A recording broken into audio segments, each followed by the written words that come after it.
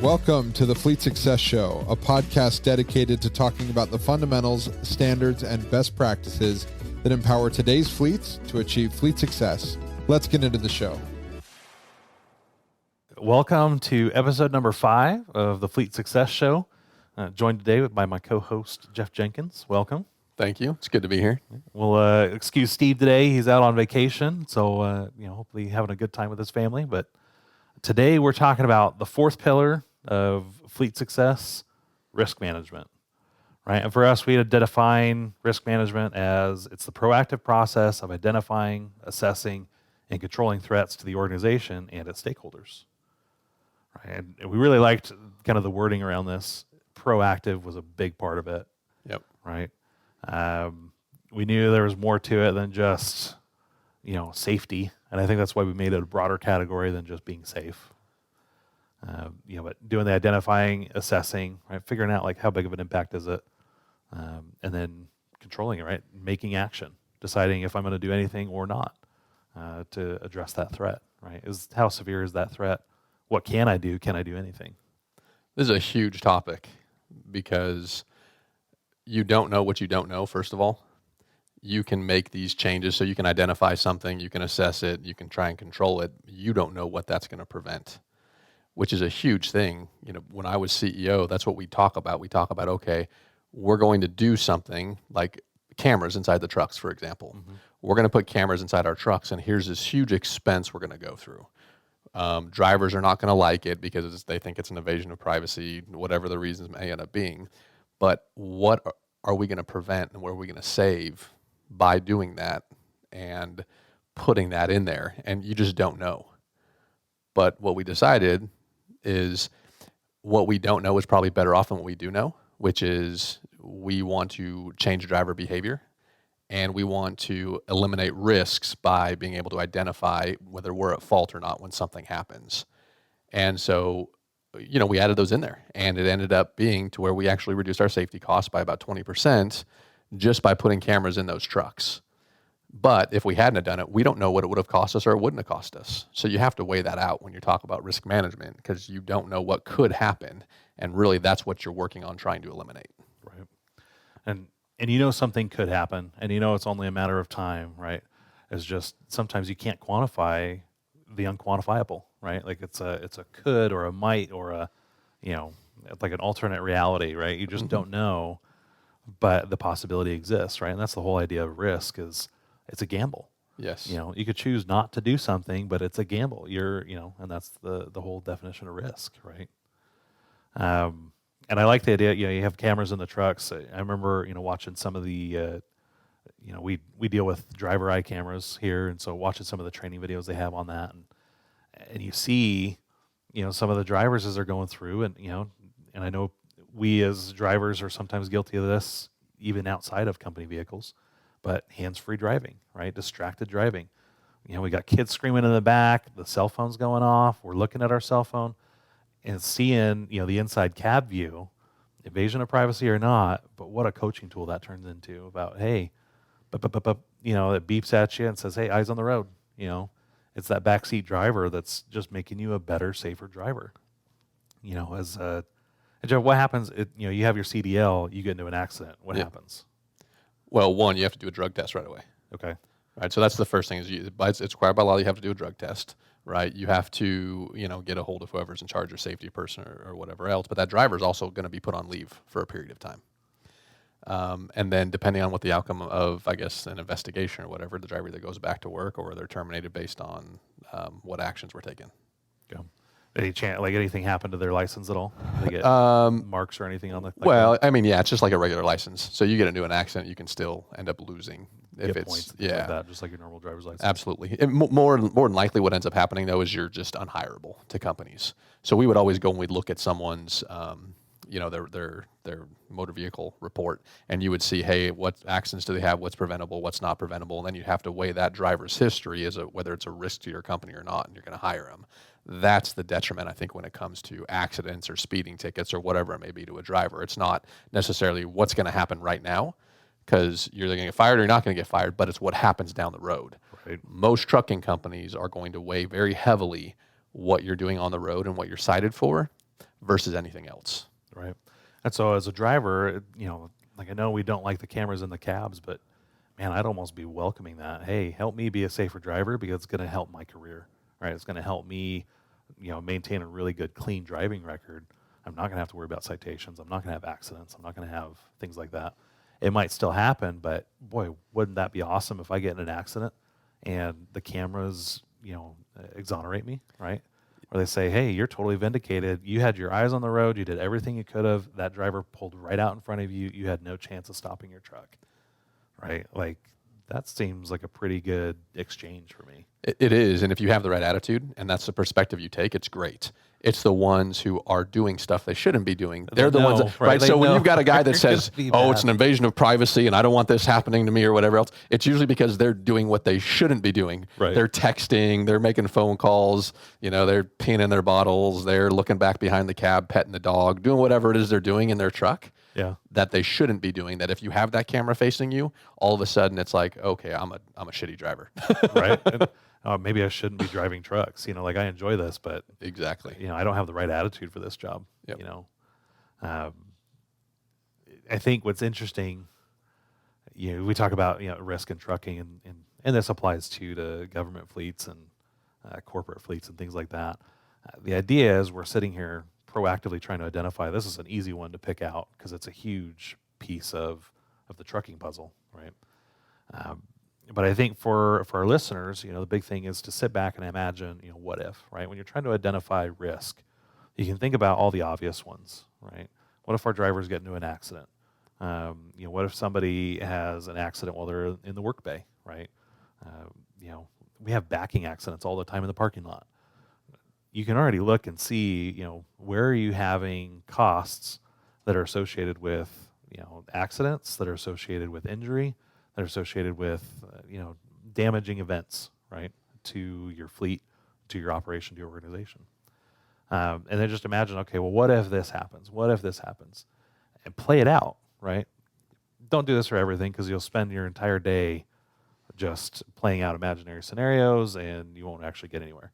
But imagine the most impactful or the most common and play it all the way through. What's the worst case scenario that happens here?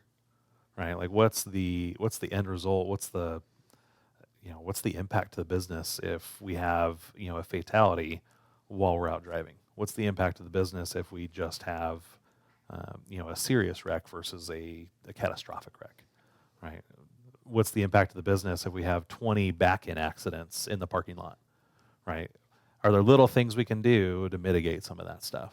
And so you kind of play those scenarios through and identify, what if we try this? What if we try that? Kind of like you were saying with the cameras. Yeah, this is why, the analytics and the metrics are so important when it comes to mitigating risk, is you've got to identify what your big problem areas are and what your issues are.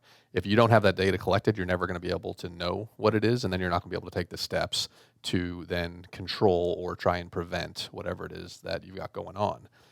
I went to work for a trucking company that their biggest expense on the safety side was rear end accidents. And they spent over $20 million in a single year on rear end accidents, whether it was for the repairs, the insurance, getting sued, payoffs, whatever it ends up being. That cost was over $20 million. So realizing, hey, there's a problem with our drivers rear-ending people. What are we going to do to prevent that?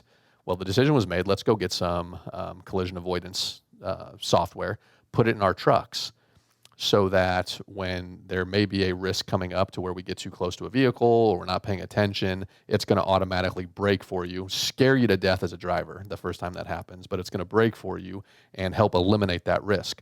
Well, that company went from over $20 million in 1 year to less than $1 million in rear-end collision accidents the next year. Just by adding this one. Just by adding that one. Now, it's expensive. I mean, Right. you're talking like $8,000 a truck. Right. So it's not cheap. But you add that, and then based on those numbers, they're well ahead because of what they prevented going forward.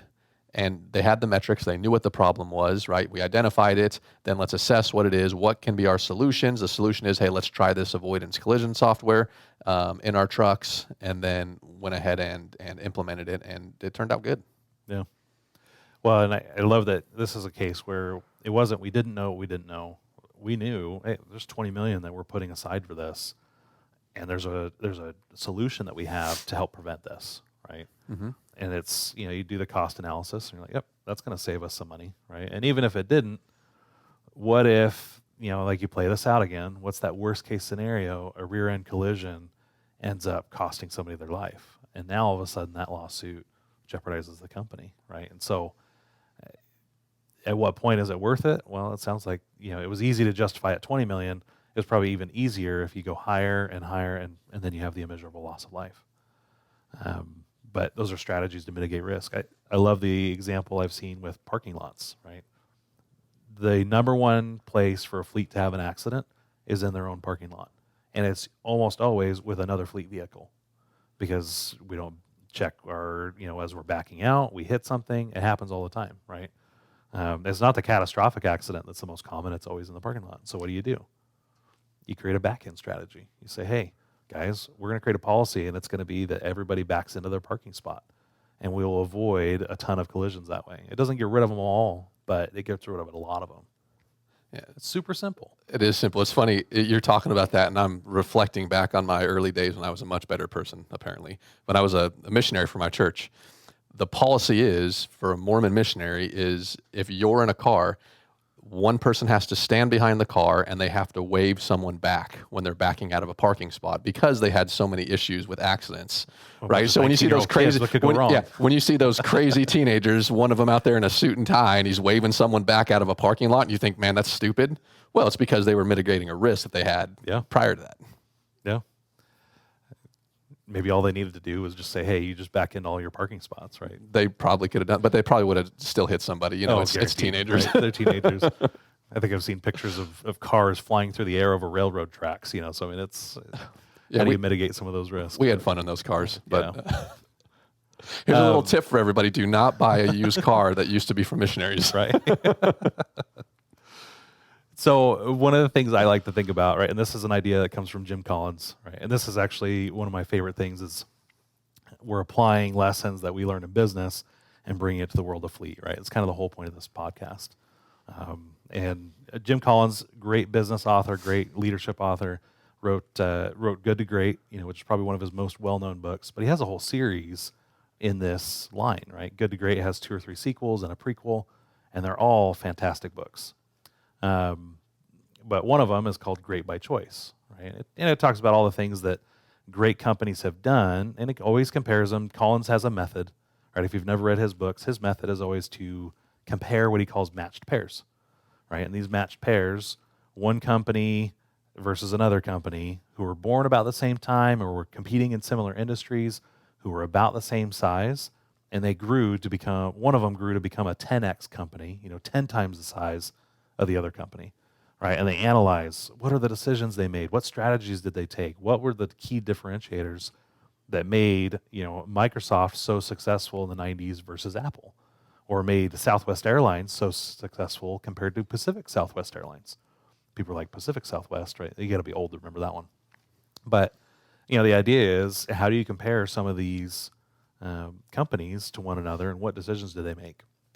One of the things that he brought out as he's comparing these companies in Great by Choice was this idea of productive paranoia, right? This idea that, I can't control for everything, but I'm going to at least act as if something bad's always going to happen, right? And I don't know how good that is for your health, but the idea is that these leaders are constantly thinking about what's around the corner, what do I need to prepare for, what's the worst case scenario, right? And they notice things like, hey, on average, 10x companies had 3 to 10 times more cash reserves than their counterparts, than their 1x counterparts. And it wasn't that the 1x companies were bad, they just weren't great, right? The difference between owning Apple stock in the 90s versus Microsoft stock, Apple became what it is today, not because of what happened in the 90s. They almost went bankrupt, right? But you look at their cash reserves, and they had, they socked away cash. They squirreled away. He gives this example. I don't know how many people are familiar with the story of the Everest climbers. I don't remember when it was, but there was a movie that came out about this a little while ago. But it talked about this expedition. They had 2 expeditions that went up on Everest, and they lost 8 people. There was a freak storm that came out of nowhere. Weather didn't turn good. There was a huge backlog of climbers that day, so it was taking everybody a long time to summit the mountain. And there was a huge disaster on the mountain where we lost 8 climbers, right? And the story, if you haven't had a chance to watch it, go watch the movie. It's a great movie, tragic movie, but a great movie. It has like Josh Brolin and a couple other name actors in it. But what a lot of people don't know is that there was an IMAX crew that was going to summit the mountain earlier that day, right? Like they were going to go summit the mountain. They had all this equipment and huge amounts of, they're taking IMAX cameras to the top of the world. It's a hard enough climb to climb Everest on your own, right? But now we're going to lug around 50 to 100 pounds of equipment up the mountain. So the leader of that expedition had been planning meticulously for months. What could go wrong when we're above the death line? What could go wrong when we are, when we're basically on death's edge, right? Like we're way above and we're out of reach of being able to resupply or anything. So what do we need to do to mitigate that risk, right? Well, the number one risk up there is you run out of oxygen. So this expedition leader, the first thing he did is he said, well, you know what? We don't know how much oxygen we're going to need. We don't know what we don't know. But we do know we're going to need a lot more than what we have, right? We normally would carry enough up for one summit. We're going to go ahead and make trips up the mountain just for the sake of putting oxygen canisters up on the mountain on the trail. So they actually end up climbing Everest like several times without summiting just to store oxygen containers along the way so they could resupply as they're going up the mountain, because they couldn't carry it all with them, right?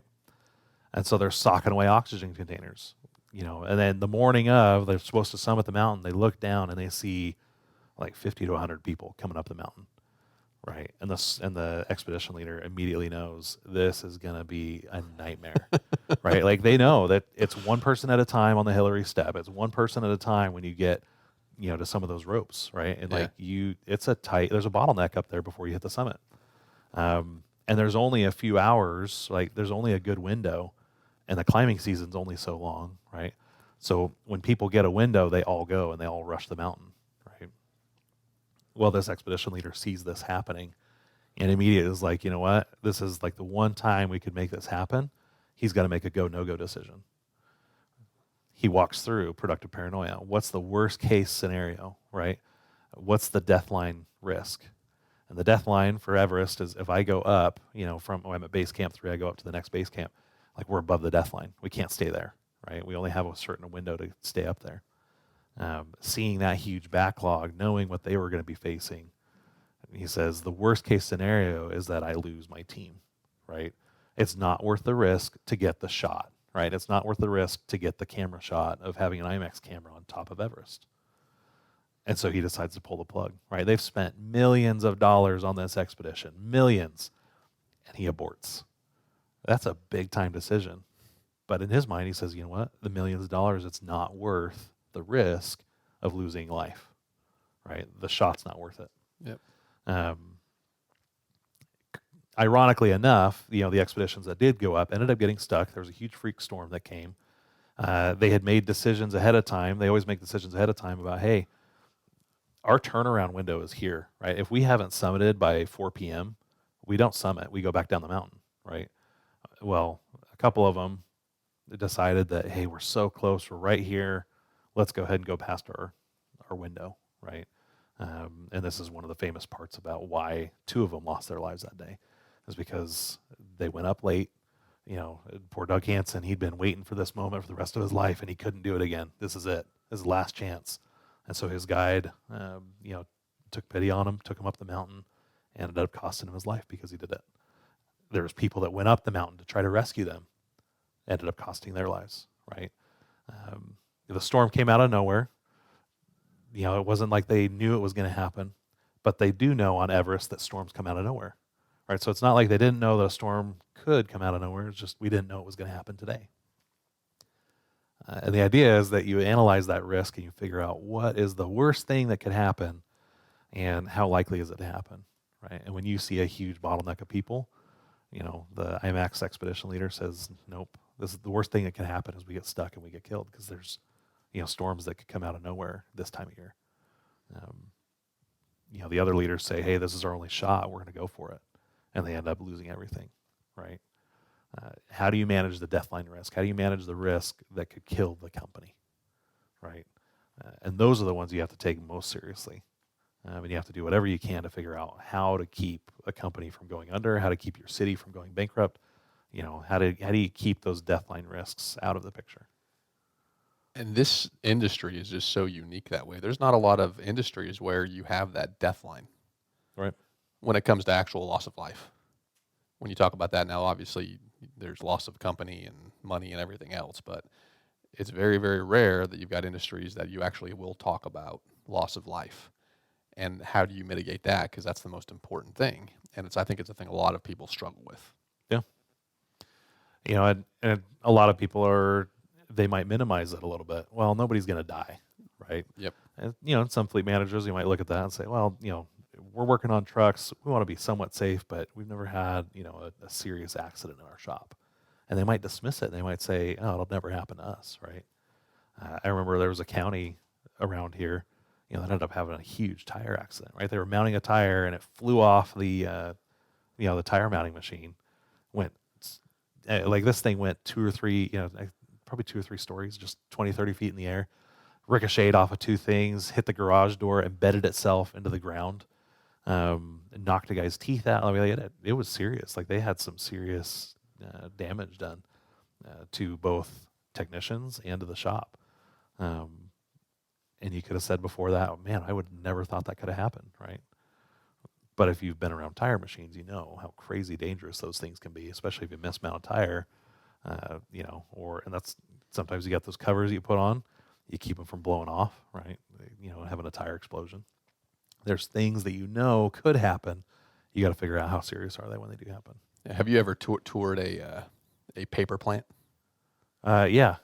So what I find just amazing about a paper plant, one, is those machines, first of all, I mean, that's like death waiting to happen all around. You just fall into one and whoop. You got paper machines, and you've got the logs that are getting lifted up on cranes, and then they're getting chipped, and then it's getting made into pulp. And anyway, there's a lot of machinery. But when you go to a paper plant, they've got very defined areas that you can walk in. They've got yellow lines, and you have to stay between the yellow lines. You can't wear a wedding ring that's metallic. If you're going to wear a wedding ring, it has to be silicone. And I think that's because of electric shock, or also if your hand gets caught, your ring will get caught and it'll stay on, whereas silicone, it won't. Right. So it could pull you into the machine if it gets caught. So they just have all these rules. No neckties. No neckties, loose clothing, right? Yep. You got to have everything tucked in. It's got to be, just because of, obviously, things have happened in the past where loose clothing has been tied in the machine and you're getting sucked in, or the ring on your finger, or someone gets too close, or whatever it is. They focus very heavily on that risk management and saying, hey, we're going to tell you everything that you can and can't do, and don't deviate, because the moment you deviate, it's a loss of life. Right. The other type of risk that he talks about, right? We have deathline risk, where there's literal loss of life. We have deathline risk where it's, the company loses its life, right? Where the company ceases to exist and ceases operations. Another type of risk is asymmetrical, right? Where the amount of risk that you have to take on to get the reward way outweighs the amount of reward, right? We hear things like high risk, high reward. Asymmetrical risk is high risk, low reward, right? Where the payoff just isn't worth anything you're doing, right? I thought it was actually really funny. We were about to talk about this, right? Monica Lewinsky a couple days ago. There's a post that goes out on Twitter, and it says, hey, what's the most high risk, low reward thing you've ever done, right? And she just posts a couple pair of eyeballs, right? Hilarious.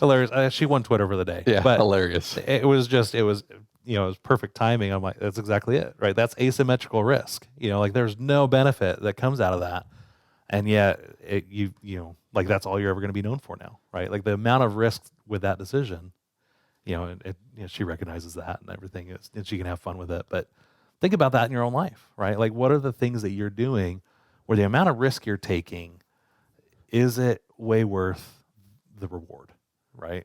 Like, what kind of reward are you getting for the amount of risk you're taking to get it? Or if you're ignoring something completely just to save a little bit of money, right?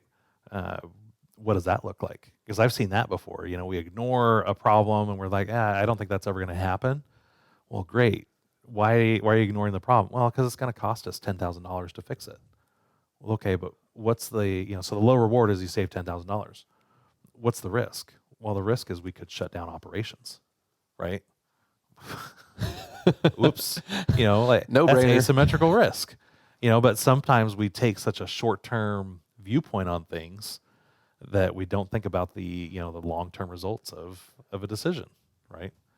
Um, we talk about hiring drivers, and we talked about like these drivers that are, hey, I don't really like the camera in there because what it's going to do is going to show me as a bad driver, right? And you might say to that fleet manager, well, you've got some bad drivers, because I've heard this before. Well, we can't get rid of people because, there's a technician shortage out there or there's a driver shortage. We can't afford to get rid of people. And you take it back to our intentional culture episode. You take it back, to stakeholder satisfaction. But the idea is, okay, so you're willing to pay this driver who's willingly putting your company at risk, right? And you take that scenario where we can't let go of drivers that could cause us potential harm. That's low reward, right? We're keeping drivers instead of going out and getting the drivers we need or paying more for drivers that are really good drivers. And instead we're taking on this huge amount of risk that driver, is going to go out and get on drugs, or they're going to go out and, they're going to rear end somebody, right? Because they're paying attention to their phone or petting their dog in the back, like you said, right? Yeah, so on average, that driver that you're talking about is going to make the company maybe $200,000 annually. That one bad accident, millions. Yeah. So what's the cost? What's the risk versus reward, right? And that's asymmetrical risk and reward. And you have to figure out, like, is that driver really worth it? And is keeping that driver worth it? Yeah, there's a driver shortage. Well, if you let go of that driver, you cost yourself $200,000. But if you keep that driver, you might have just cost yourself $20 million. Asymmetrical risk, right? You got anything else on that one? Well, I do, but I want to get into just our next topic about talking about mitigating risk before we start getting into some heaviness. So we've talked about all this crazy risk, and you're like, oh my gosh, I don't even know why I run a fleet because there's just too much risk. I'm going to kill somebody, right? And I don't want to do that. There's too much responsibility. Look, it's okay, right? This is where we come in and we're like proactively identify. Productive paranoia is not just paranoia, it's productive paranoia, right? It's about taking action. Figure out what you can control, figure out what needs to be controlled. Don't worry about the rest, right? Like you figure out what you can control, do what you can. I always love the flow chart. It says, what are you worried about, right? Can you do anything about it? Yes or no? If you can't do anything about it, stop worrying about it. Like there's nothing you can do, so stop. If you can do something about it, then do it.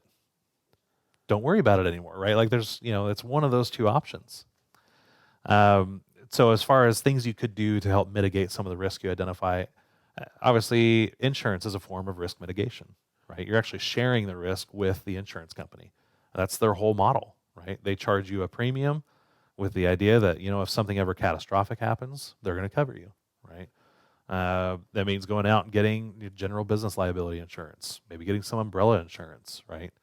We've got, for your personal drivers, obviously you're doing, auto insurance and, but you need to be insuring your buildings. You need to be insuring all your assets. Make sure you've got good workers' comp insurance. Nothing will get you in trouble faster than having a workplace injury and then not having workers' comp plan, right? So make sure you have all those things that you need to. What are some things that you guys have done, right? Probably like driver training. Yeah, there's a lot of driver training. So typically you'll do, just depending on time of year, you'll do quarterly driver training. We would do safety videos that they would have to do once a month, which is usually tied to a bonus or something like that. When a driver comes on, you do driver orientation. But I've never been a really big fan of driver orientation because most everything that a driver, or driver orientation, some companies is a day, sometimes it's 3 days, sometimes it's a week. But you're shoving all this information down someone's throat that they're never going to remember anyway. Oh, it's like drinking from a fire hose. It is. Right? It's driver orientation is the stupidest thing out there because you're trying to inundate these guys with, hey, these are our policies, our procedures, here's what you do safety-wise. Well, they're already drivers. They already know that stuff, or they should know that stuff. But you're trying to shove everything in a week, and it's never going to happen. So it's not good, effective training. I think that training over time is usually what helps the best. Yeah. But then just talking to them, because if you have like little red flags, so if a driver keeps getting flagged for speeding or they're going over their hours or whatever else, usually just a heartfelt conversation is going to help change that behavior, because they know that you recognize that something's wrong and you're addressing that. And then if it continues, obviously you take preventative action, most likely going to get rid of them at some point. But training is all over the place. Schneider does winter training when winter hits. Every driver has to go through winter training. Not every company does that. In fact, that's the only company I know that actually does winter training. That's actually a really good idea. Yeah. Right? So for driving in snow, chaining up, or whatever, they actually physically make drivers go through it with their safety people. Yeah. Here's winter training. Funniest thing I ever saw was, I'm a big TV guy, right? So we're watching this, I think it's called Highway Through Hell, right? And it's all about going up the Coquihalla and, what is that? It's up in Canada, right? Over towards the West Coast. Yep. And it is just this nasty highway, and storms roll in there and you get all this snow. And, there's so many times where drivers get up there and the truck drivers don't know how to put their chains on, right? Because they weren't ever trained. You're like, you're in Canada in the winter. Like, how do you not know how to put chains on? You've got to know this. This is survival stuff, right? If you haven't ever watched Patrick McNamara, basic dude stuff, right? Go look him up on LinkedIn. It's hilarious. But I could totally think about basic driver stuff, right? Putting chains on tires in winter, basic driver stuff. Yeah. In the U.S., Donner Pass, the exact same thing. Yeah. Going from Reno over to California, going Donner Pass, it would shock you how many drivers, they'll just sit there and wait until chains lifted because they don't know how to do it or they don't want to do it. They don't want to get out of their truck. And look, I get it. It's cold. Oh, it sucks. Right. Yeah. Throwing chains sucks. Throwing chains it's difficult, right? Like your hands hurt. It's not fun. But if the difference is, hey, you get over the mountain or you don't, right? Or you get stuck and off the side of the road, now you've got to get heavy rescue involved. Man, that's expensive, right? Oh, yeah. Do you know they actually have self-mounting chains for tires? Do they really? The weirdest thing I've ever heard. They actually do. Huh. Yeah. You just throw them on, they like snap on? I don't know how it works, but I know we had them at my last company. Huh. Because we were up in Colorado going to the mines, hauling stuff. But yeah, you actually there's self-mounting chains for tires. Apparently you needed some training on self-mounting chains, right? Yeah. Like, how do these work? Exactly. But that's a great idea, though, and it's a refresher, too, because, hey, we've had all those nice summer months. I wish we would do that here in Arizona anytime it rains, like just teaching people, this is how you drive in the rain. I know it's weird. We only get it 10 days out of the year, but when it happens in droves, right? And all the oil comes up, and you got to understand, like, your stopping distance changes. But that doesn't mean drive like a jackass, go 30 miles under the speed limit. Right, you don't do have that. Have your flashers on. Right? It's not fog weather, come on now. But yeah, just some driver training, like anytime the season changes. That's a wonderful idea.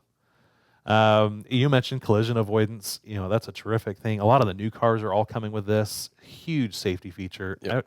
I do remember the first time that kicked on in one of the rental cars I was driving. It did. It totally scared the crap out of me.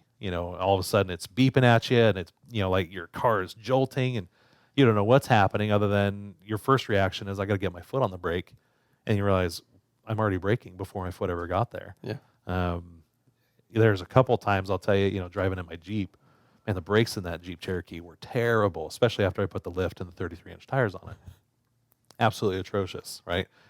Things that 19-year-old kids don't know are things like physics and what happens to the stopping power of a Jeep Cherokee when you have, bigger tires, more weight, more rotational momentum, right? What do you do? Right? Well, you got to increase your stopping distance, right? Because it takes longer to stop that vehicle now. Or you got to replace your brakes every once in a while. Something else that a 19-year-old kid with no budget didn't know, right? And so there was a couple times, get into a rear-end accident with a Jeep. I'm like, man, A, if I had done what I needed to and replaced, kept up on my maintenance with the brakes, it would have been a lot better too. But B, having some collision avoidance, man, that would have saved me a couple Jeeps, Right. I put a couple through salvage because of some of the wrecks I got in with those, I'm not proud to admit that, but, Well, it fits. Right? Yeah. They say confession's great for the soul, but terrible for the reputation. I think we just hit that. So Just don't ride in a car with him. Or a Jeep. Maybe a car, just not a Jeep. Well, that's 10 years ago. I think it was the last one, so it's been good. We may not think about it this way, but PMs, right? PMs are a total risk management strategy. You do PMs proactively, right? You do your routine maintenance, you do proactive maintenance to find things that are breaking or find things that need replacing so that you don't have to replace them on the road, right? You're mitigating the risk of a road call or a breakdown on the road. Well, you're saving yourself money, but more importantly, you're saving yourself from having those faulty brakes. Yep. Right, or your airlines that stop working, or your flashers or blinkers or whatever the case may be. You're reducing that risk of something going wrong because you didn't check. And it's so easy. The fact that people don't do PMs to me, it just blows my mind. It's 15 minutes. Yeah. 15 minutes, you walk around real quick, and you make sure everything's okay. That's preventing you from possibly being down for hours with something else. Well, or even just getting stopped and hitting, dealing with a CSA violation. Oh yeah, right? the DOT they'll fine tooth comb that thing in. Yeah, and anything they find, right? And it's on the driver. That's the thing. It goes to the driver, not the company. Right. So that driver didn't take that 15 minutes, and now the CSA stays with them. It doesn't go with the company. Right.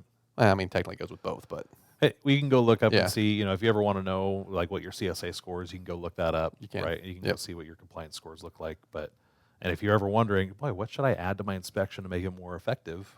Go look at your CSA audit reports, right? Like go pull them up online and it'll tell you everything that it found and analyze it for you and tell you where your problem spots are. Add those items to your inspections, right? If you know you have a problem with airlines, you better be inspecting your airlines. yeah, the stupidest thing we ever got hit for, right? One is seatbelts. That's just dumb, right? Because a lot of drivers too, when you get pulled over, the seatbelt comes off. Right. And if you get an officer that's just not being very nice that day, they're going to give you a ticket even though you just took it off. But the stupidest thing, fire extinguishers. Not having a fire extinguisher in your truck and getting dinged for that. Yeah. How dumb. Well, and how simple to just fix it, Yeah. right? You just put a fire extinguisher in there. Easy. Make sure it's charged, right? Very, very easy. That's absolutely right. Boy, and I tell you, like and you think about, again, low risk, high reward. Or actually, that's exactly it. You put a fire extinguisher in your car, that's low risk. The high reward is your car doesn't catch on fire, right? I can't tell you. I think I've seen 3 car fires here in Phoenix in the last probably 2 weeks. I don't think I've seen this many in a long time. And all of a sudden, there's barbecues everywhere, Delicious. right? So, again, mitigate the risk, identify, what's the worst case scenario? We get broke down on the side of the road, car overheats, catches on fire, something sparks somewhere. We didn't have a fire extinguisher in the car. The driver couldn't put that out before it became a catastrophic loss. Yeah. Now you've lost not just the truck and the tractor. Now you've lost an entire customer's load, right? Good luck with that. Yeah, that claim went from $120,000 on a truck to $300,000, $500,000 depending on what the cargo is. Yeah. Drug screens, another thing that you can help with your drivers, right? Just helping them make sure that they understand, hey, drugs are bad, right? Especially when you're behind the wheel of a huge 18-wheeler. This is not a good combination. If they're driving, city equipment and they get in an accident, the amount that insurance claim goes up, right? If there's a logo on the side of the vehicle, you can pretty much 10x that claim amount. Oh, yeah. Right?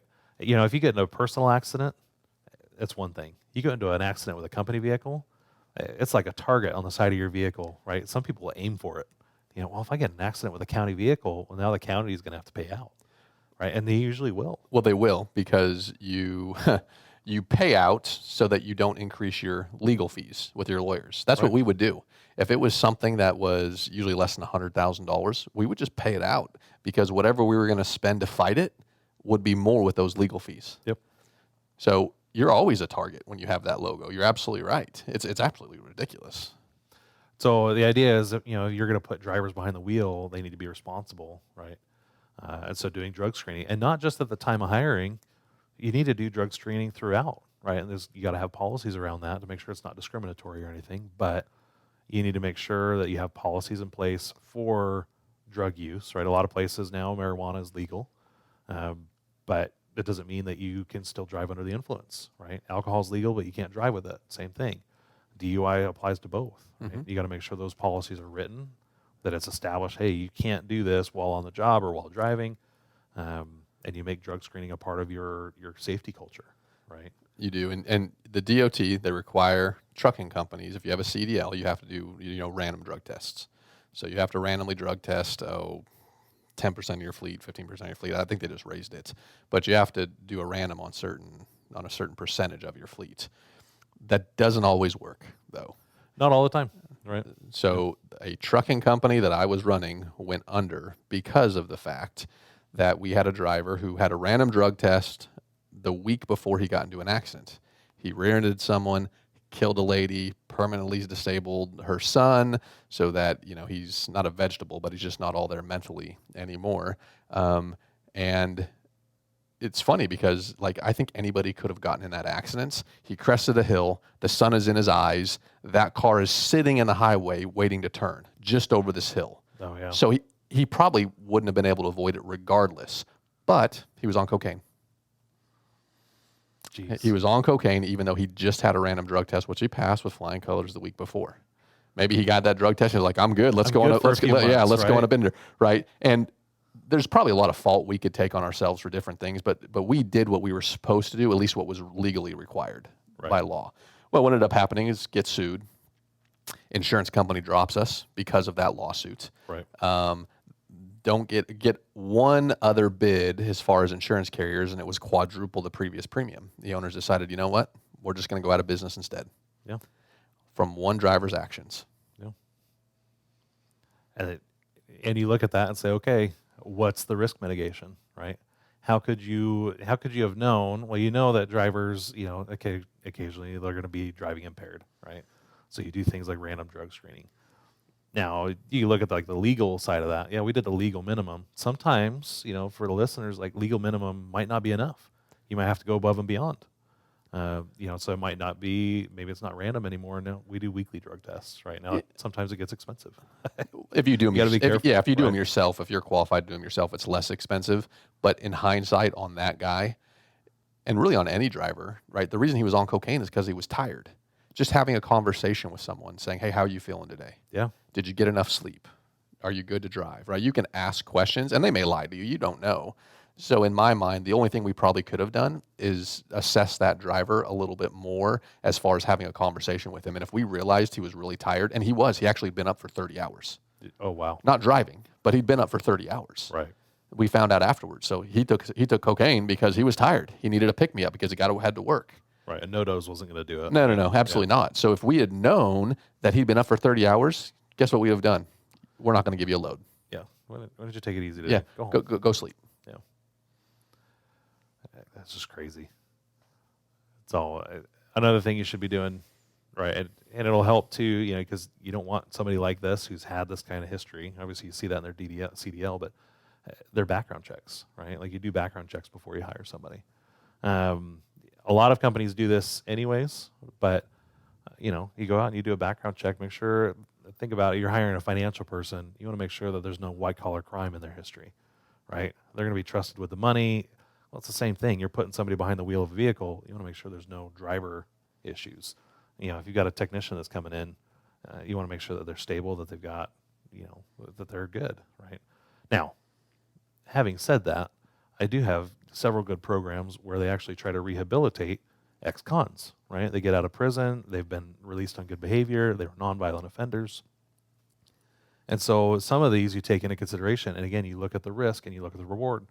And so the background check is a good practice, but what you're looking for is specific behavior, not necessarily, oh, well, you got arrested for this thing back when, and you served some time in jail. I want to emphasize, that doesn't automatically disqualify anybody, right? But there's things that you do like this to help mitigate the risk of owning and operating a fleet, right? You identify it, and the key here is to be proactive, right? Don't wait for something to happen and then you react to it. Yep. Because then it's too late. Most companies' biggest flaw is reacting. They don't do the proactive things, right? That company I talked about earlier that had all the rear end accidents. Well, that was reactive. They're reacting to something that already happened. Right. If they'd proactively have thought, you know what, how can we be more safe? Let's do this. A lot of companies, they'll go get cameras because they're trying to be proactive about settling insurance claims or coaching and training drivers. But that's not common. Most people, they have an issue, and so then, hey, let's address it at that point. Right. And usually it's too late. Yep. Well, that's going to wrap it up for us today. Thanks for hanging with us as we talk about risk management. Again, this is the fourth pillar of fleet success. It's been kind of a fun series as we define the category, talk about everything that we're talking about. Stakeholder satisfaction, intentional culture, resource efficiency, and risk management. We will see you next week. Make sure you tell all your friends and coworkers about the Fleet Success Show. tag us on social media at Fleet Success, and subscribe to the Fleet Success Show wherever you're listening to podcasts. Until next time, we'll see you. See you. Thanks for joining us on this episode of the Fleet Success Show. If you liked our show, we'd appreciate your 5-star review. Be sure to subscribe anywhere you listen to podcasts and come hang out with us anywhere on social media at Fleet Success. See you next time.